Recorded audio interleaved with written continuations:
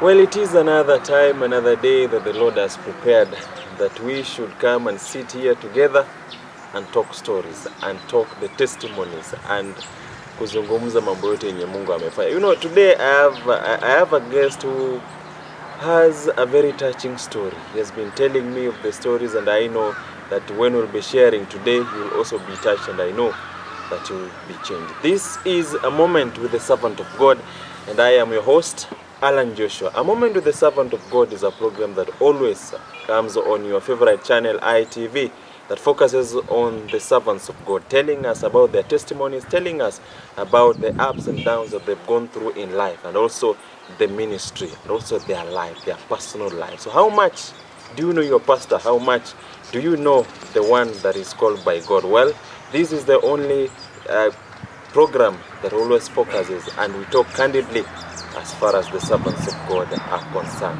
So, welcome, man of God. Thank you, sir. Yeah. We bless the Lord. Amen. I'm happy to be here and to be hosted with you. Amen. You're welcome. Thank you. So, before we talk too much, because your testimony is a great testimony. Yes, sir. Yeah. Now, tell us, who are you? I am Ballah Fred. By calling, I'm an apostle, and I'm a husband of one wife. The Lord has blessed us with 5 children. I'm a minister of the gospel. I minister with the Peniel Apostolic Mandate. We are based in Nakuru, but we are doing ministry in Kenya and beyond. Okay. Yes, that's nice. Apostle. Yes. You know, apostle, the fivefold ministry. Yes. And again, in your house, you have the fivefold ministry. The number of name grace. Of children. That is the number of grace. Yes. That's so nice. Yes, sir. Welcome, welcome. Thank you. So, well, before you became an apostle, Mm. you know, it was not that automatic. Yes. And when you say that you used to do something that actually it sound kind of weird, but you know God anaona something in a person. He sees that in as much as you're doing something, but there is something that I've imparted in you that I want you to go and affect the people of the world. Yeah. And now tell us, were you born in a Christian family? My mother was a Christian believer. She was an usher in the church, very committed. She used to rise early in the morning, go to church, prepare the church, sweep the church, putting things in place and making sure that when people come in the service, they will be comfortable. And I think that was the baseline of everything. She laid the foundation. But in the process of time, my father, they got divorced. They separated with my father. Then I was in class 6. By then? Yes, I was in class 6 when my father separated with my mother. My mother went out and got herself into drinking of alcohol. She used to drink to the level that she forgets herself. Na angejikojolea hata kwa mtaro, sleeping kwa mtaro. But my father went and remarried another woman who was an alcohol brewer. This lady came into our family with 5 children. 5 already. So instead of my father doing family planning, he did family planting. He planted the children in our family. I was and I am the only child of my parents. So I'm the firstborn and the lastborn. When this lady came in, she didn't want to see me in the house and in the family. So I was displaced as my mother. The only you had place, to move out of your home? Yes, I was to move out of our home. I went out. There was nobody ready to home me in, to welcome me in. So the only place I found homage was a Dandora dumping site. Before you went to Dandora, you never went to pay a visit to your mother? My mother didn't have any place to call her a home or a house. What she used to do, she was to spend her time in drinking. And anytime when evening comes, where she is, that is where she will sleep. So if it is outside, she used to sleep in vibandas. So I could not join her there. Yeah. Now life became tough. My mother does not have a house. She doesn't have a future. She drinks. She sleeps at the roadsides. Myself, where could I go? Dandora dumping site now was the home. I became a street boy. In class 6? In class 6. In class 6. I became a street boy, and in the street we used to do a lot of things, my brother. You realize that dumping site is not a good place to be. Because like Dandora, all the garbages in Nairobi were being taken there to be dumped there. It was a hostile place, but at least I found identity with the people who were there. You found some others too? Yeah, I found a place to belong. In that place, for you to survive now, I used to take opium and some drugs. I used to take in some drugs, 24 tablets that I'm taking, and then you are drunk for 24 tablets per day? Per week. Per week? Yes. You take 24, you are drunk the whole week. 7 days. And then every morning you only do a hot water or a hot coffee if it is there. So because we don't have a place, we don't have the ability to have coffee, we do water. Before you began using opium and those other drugs, how was it like transiting from your home then to Dandora? Did it affect you? Of course it has to. It has to affect you, because this is not a life that you're used to. I was used in a good life. My father was an engineer in one of the big companies in Kenya. He used to give us whatever we want. He provided everything, and life was good. Now that transition, coming from that life to that life, of course it has to affect you. And in fact, I hated men with my heart because of what I saw my dad subjecting us into. I hated men, and I didn't want to see any man. So it was really a hurting transiting, and it really affected me psychologically, socially, and even emotionally and spiritually. It was a great impediment to us.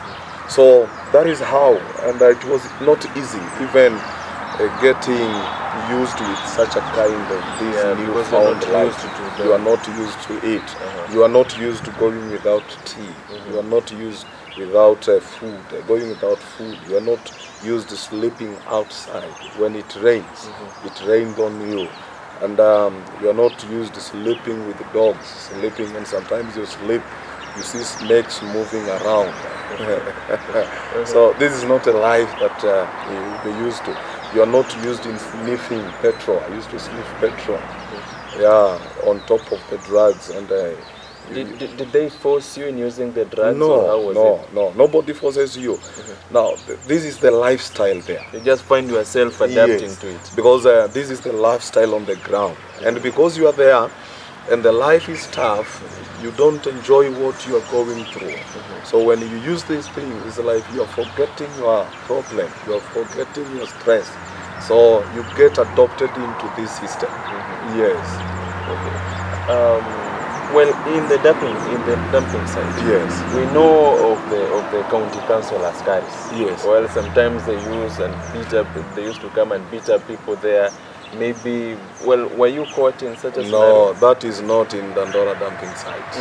That is our own territorial ground. You rule there? We rule there. And if you have to come there, you have to consult you twice, because you might come there and go back without clothes. That is our territory. That is our dominion. So it was really hard for them to come. In fact, in the 7 years which I was in the street, for 7 years you were just there? Yes, 7 years in Dandora dumping site. Of course, Sometimes we used to move around Kariobangi, Korogosho, Dandora, Getaramarigo, K South, and we used to move around collecting cabbages, pepper. We used to call them mandenga. Mandenga is chuma. And then you put it kunia ikija, nendo nauza. So when you have that, you go to a hotel, you take a meal, then you go back to your home to sleep. Then change, unaenda unabuy petrol. Yes, change you buy a petrol, or if not petrol, unanunua drugs. Tembe zikipungua. Has it ever come in those 7 years in the dumping site? Has it ever crossed in your mind that, have you ever wished that your parents could again come together? Yes, that was my wish, and it was my prayer. Allow me to tell us that the seed of God, however tough and rough you might go through a situation or a challenge, but the seed of God can never get lost. God will always get a way to find you back. And I thank God for the prayers of my mother, because however hard it was, at the end of it all, I was able to go through that. She went through what she went through, and after around it should be 17, 18 years of separation. That is after I got saved, and I became a minister of the gospel, and I prayed hard. Now they are together. Now they are together? Yes, as a husband and wife. Wow. Now it's a dream come true. It's a dream come true, and a prayer answered. Yeah. So it was my prayer that one day I will see these people coming together. One day I will see our family back together again. Yeah, one day we will sit and enjoy ourselves, enjoy a meal together, seeing my father there, my mother there, and myself, and sitting on a round table. And I tell you, it is real. Yeah, it is real. Now for those 7 years, yes, because you've already adapted to that place, you are kind of used to that place. Yes. Now you are not, has it ever you are not even concerned of what is happening in the outside world? Yes. Yeah, like this is where I am, this is where I'm supposed to do, and this is what I'm doing now. I don't care about other things. You know, something funny, as much as I was there for 7 years, my heart was not there. My spirit was not there. I was there physically. Only because of the challenges that we were in then. So that tells you that I was really concerned with what was happening outside there. Because sometimes I wanted to change. I visit my uncles. I tell them I don't want this life. But even then, they are not ready to offer you a place. They are not ready to offer you a home. So you only find yourself that you have to be there. There are people who are in the street today, not because they want to be in the street. It is because they have no choice. It's just the situation. Nobody has come out and tell them, I don't want you here. I will give you a better life than this one. So the only place they find solace is the street. And that is why they are there. Many street boys, they don't enjoy what they are seeing there. They don't enjoy. And that is why you will see them with the petrol. You will see them with glue. You will see them with opium. You will see them with all sorts of drugs. Why? They want to forget their tribulation. Forget the present, and what they are going through. They want to forget that they are living. It's like you are dead, yet you are alive. So when you take all that, your mind is being washed away from the outside world. So it's like there is no any other life outside there apart from this one which I'm living here. Yeah. And by then when you went to Dandora, you were still very young in class. I was young. And I'm sure you found some who are much older than you. Yes, very many. How was the reception? Were they concerned? Did they take care of you? Did they welcome you? Or how was it?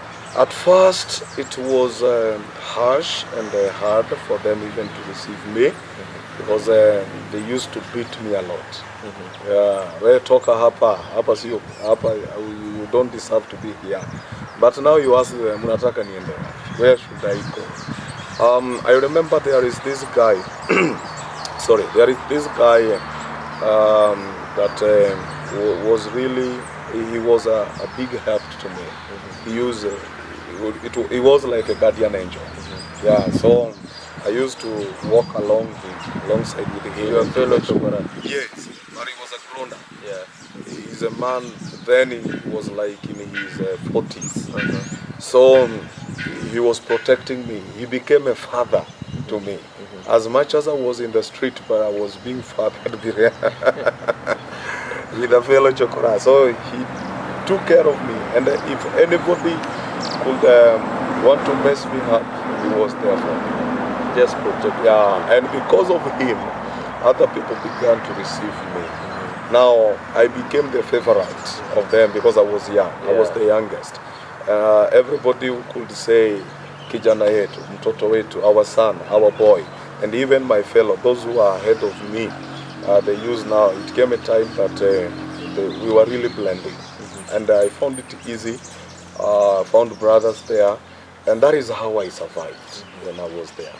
Yes. During those times when you used to go to Karioko, to Dandora, those places to look for the metal, then you meet other people. You meet your fellow young people. Some maybe are going to school, some are from school. How are you feeling? Of course, you have to cry. I used to cry because when I was in class, naturally, I was a genius boy, and I am genius even today. You realize that from class 2, 3, 4, and 5, I used to be number 1 in class. Now you are not in class, and you see your fellow boys are going to school. I tell you, you pity yourself, you cry, and you feel like, I'm misplaced, I am displaced, I'm being misused. And that is what the yokes can do. Misplaced, displaced, and misused. So it was really hard to accommodate that. Yeah, it was heavy on me, but what could I do? You had no choice. I had no choice. So sometimes I could see young boys, girls going to school, and I cried, literal crying. I shed tears. My buddies could ask me, "Unalia nini?" But me, within me, I know I should not be here. I should be in class. I wanted to be a lawyer. That was your dream. That was my dream. I wanted to be referred as my learned friend. Thank God today I'm not educated. And let me use the word, I was not educated, but I am learned. But you are learned. I'm learned. So you are a learned. I'm a learned friend, definitely. Yeah, so it was really hard to see people going to school and you are not attending class. When you used to cry, and those guys used to ask like, "Why are you crying?" Yeah. But they like consoling you, wanakwambia kaa ngumu. Kaa ngumu. Be hard. This is a hard life. You have to be hard and have muscles for this. It was not consolation. In fact, sometimes those who are ahead of us, bigger than us, beats you up. What are you crying? And uzoe, yeah. You had enough. Kama huwezi kaa hapa, rudi nyumbani, and you don't have a home to go. So, and today when I look back, by the way, street life hardened me, and in a way, it helped me. So it was just a wilderness. It was a wilderness, and thank you using the word wilderness. The way you handle your wilderness. And the way you comes out of your wilderness determines far the further you will go. Many people get themselves into the wilderness, but they die in the wilderness. But anybody who goes through their own wilderness and you walk out victorious, I tell you, you have a bright future. Yeah. Well, they always say, these agriculturists, they say hardening off. Before you take a seedling from the seedbed, then you take it now to the shamba. Apple, you don't weka maji, it has to survive on its own. So by the end of the day, lazima izae matunda. Precisely. So, it has to. Yeah, wale wenye wanakufia in the wilderness, too bad. They need to like kangum. Yeah, and that is why you realize anybody who has gone through a real challenge in life, if they allowed themselves to go through the process, because to me today, then I didn't know, but today I always say it was a process that took me, the Lord allowed me to go through the process to harden me and to make me a blessing to the nations of the world. And when I look back, I say, thank you, God, for allowing me to go through this. Then, that you was not complaining and asking God because why. Wilderness is not a good place to be. It's not a good place, and you can never laugh in the wilderness. And nobody enjoys being in the wilderness. For example, take an example of the children of Israel. The Bible records that when they reached Mount Sinai, from Mount Sinai they went to, they moved to Kadesh Barnea. From Kadesh Barnea, it was around 11 days to get into the promised land, Canaan.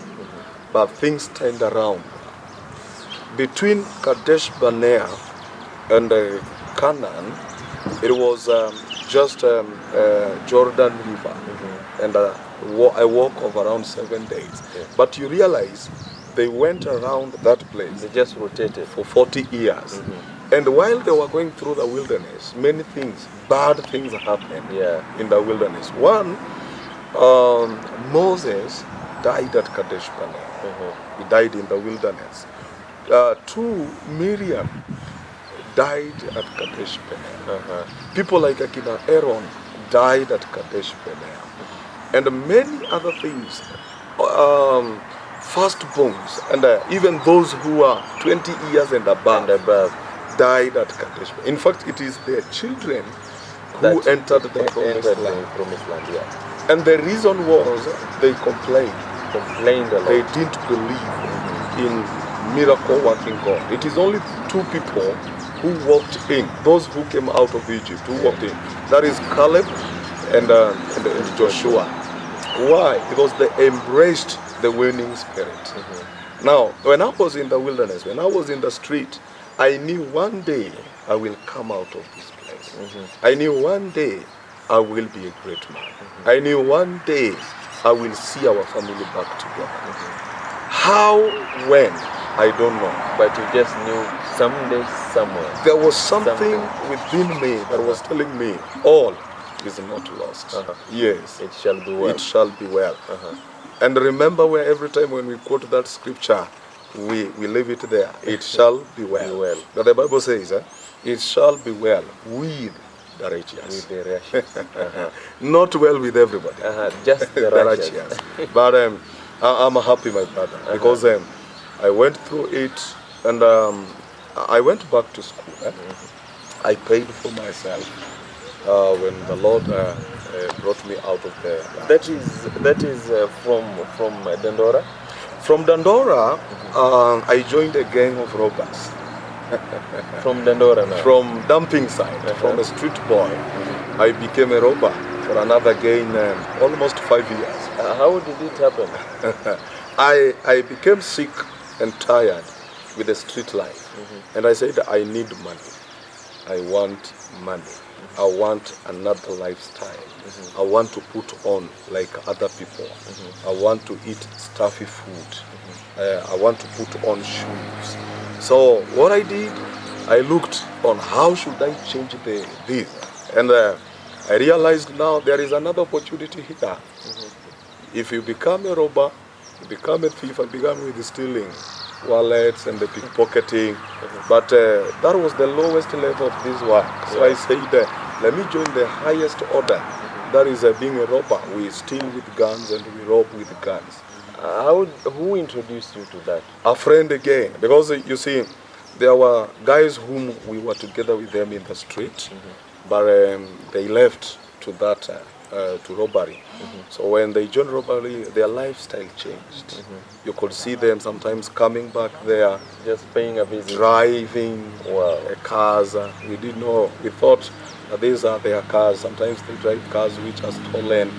They are putting on suits and good, expensive things. They had bling blings, and you saying, "Wow, I want to be like this man." So one time I asked a brother, I fell on. I said, "What are you doing nowadays? Because your life has changed." They say, "Do you have the muscles? Do you have the abilities? I will introduce you to this." And he was open enough with me, and he told me what I'm doing. We are robbing, we are stealing, we are hijacking cars, we are robbing, raiding supermarkets. So if you are ready to die, because every time when we go there, It's a life-threatening thing. yes, you have to be sure either you will come back alive or in a coffin. Yeah. So I said, yes, I will do it. Why not? Because after all, I'm not enjoying this. So if I can get a place where I will find my money, if it is death, Let it I come. will die. One day for sure, I will die. Either because of robbery, either in the street, or either I will die my death. So, and by then, the street life had hardened me. So I didn't fear anything. And in fact, I was enjoying fighting. Now you are graduated now. Yes. So telling me that I will die, that was not an issue. And I said, after all, if I die, what will I lose? Because I don't have a mother, I don't have a father. You don't have anything. I don't have a home, I don't have anything to lose. So let me, and that is how I found myself stealing and engaging in robbery. Yeah, for another 5 years. So for those 5 years, you were never caught. No, I was never caught You were an with the police, but we were caught with the mob justice. And I tell you, my brother, ukishikwa na mob, afadhali polisi. Heri polisi. Wacha kupeleka ndani. There was a time we were caught with the mob, and they really beat me hard. You alone or with your other gangsters? Other gangsters fled away, they ran away, But you were and I remained. You know, again, I'm in a gangsters that I'm the youngest. So nikashindwa kukimbia, and wow, I was grabbed by these people. Could see blocks, people raising up blocks and betting on you, pangas, like this, like walikata karibu kukatika. Na watu wa Mungu wakufi. They left me thinking that I was dead. They just left you there and they went there. They went thinking that I was dead. But do you know? In fact, I was not in my mind. It became subconscious. So in the process, during the night, there was this breeze, cold. Then when I opened my eyes, I found myself alone. The boat is there, but of course with many stones surrounding me. So slowly by slowly, I stretched myself and I crawled slowly by slowly. By the grace of God, somebody whom I don't know even today came over, and they were, "Hey, man, what are you doing here?" I said, "Nimepigwa na nani?" Na watu waliniwekelea ati mimi ni mwizi. It was at night? Yes, it was at night. So he took me.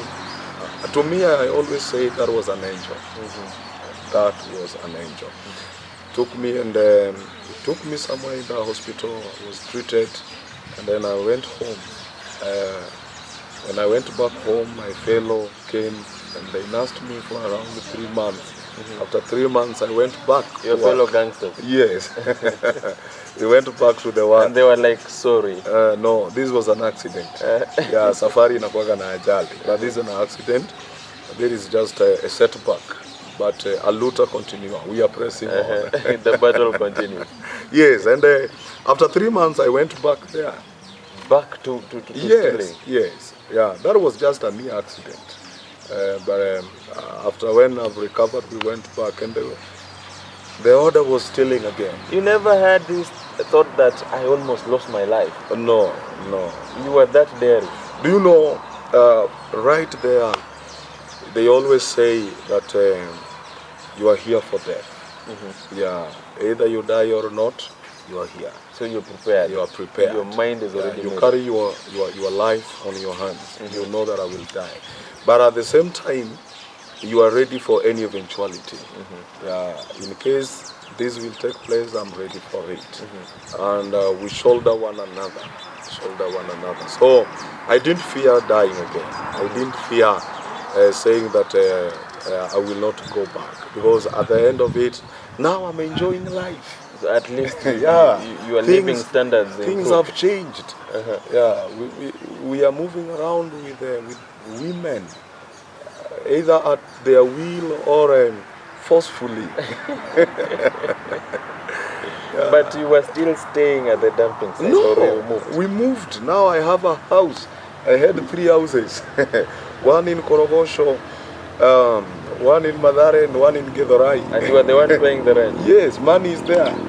Do you know, a real robber will never have one house. You have like 3-4 houses, different places.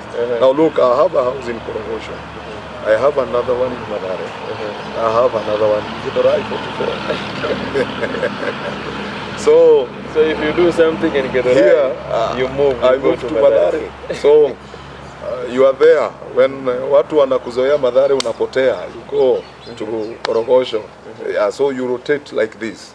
Yeah. So at that time when your life improved, now you are now staying in your house. Yes. Now, were you contented, or there was still that urge in you that no, this is not my No, I was contented. It was like I've reached where you are supposed to be. And now I became notorious because I was in a gang and I was raising another gang. I was raising another gang that I was leading another gang, and I'm in another gang as a member. So I became notorious, one of the notorious people. And the life was good because now I have my people. Joke with me, you see me. I remember there was a time I visited my father's house with his second wife. We found them cooking and preparing something to eat. Nikachukua, tukaenda, we were 3 of us. Tukaingia, we commanded them to sit down. You never even introduced yourself. My father now, he knows you. He knows me. Mwambia mzee kaa chini. And if wewe ni mwanaume, zungumza. And he knows this boy is wicked. This is my son. This is my son. And he knows what I'm engaging into. So he could not talk. He was there sitting down, wondering what is going on. And nikaenda. Now of course, with your boy? Yes. Tukaenda tukachukua chakula kwa jiko tukaosha. You wash it and then tunarudi tunaikaranga. Round 2. Kwa style yetu. And then we eat the whole food. We command my stepmother to cook us tea, which she did. And she cooked? Yes. And the father was seated down there? She cooked us tea. We took the tea. Then we commanded them with my father to wash the utensils together. And then after that, when we are done, we go out, we move. It never touched you like no. This is my I was dad. in a revenge mission. Oh. Yes. Remember, I said that I really hated men. Yeah. I really hated men. So to me, it was giving me joy, seeing this man suffering. And on your arm. Yeah, that was a big joy to me. So I used to torture him a lot. I really tortured him. Oh, that was not the only time you tortured him? Yes, many times. Many times we tortured this man. He had never even gone to the hospital to to the police to report. How could he? He knew you. How could he dare do that? And by the way, he's a good friend of mine today. A close friend of mine. The other day we were laughing with him, remembering one time when I forced him to kneel down.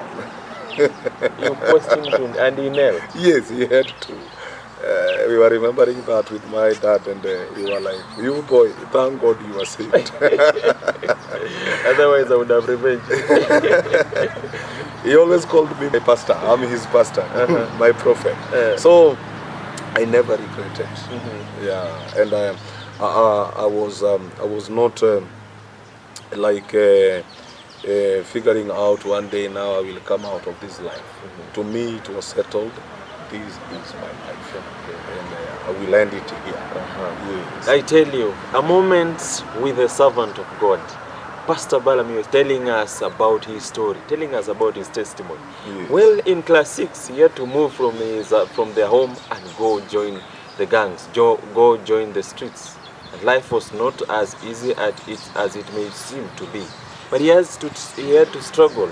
He had an urge, he had something in him that was telling him, well, in as much as you are here, but this is not the place that you're supposed to be. I know that you are being touched. I know that there is something telling you, well, penye niko hapa, I'm in a wilderness. So you need not to die in the wilderness.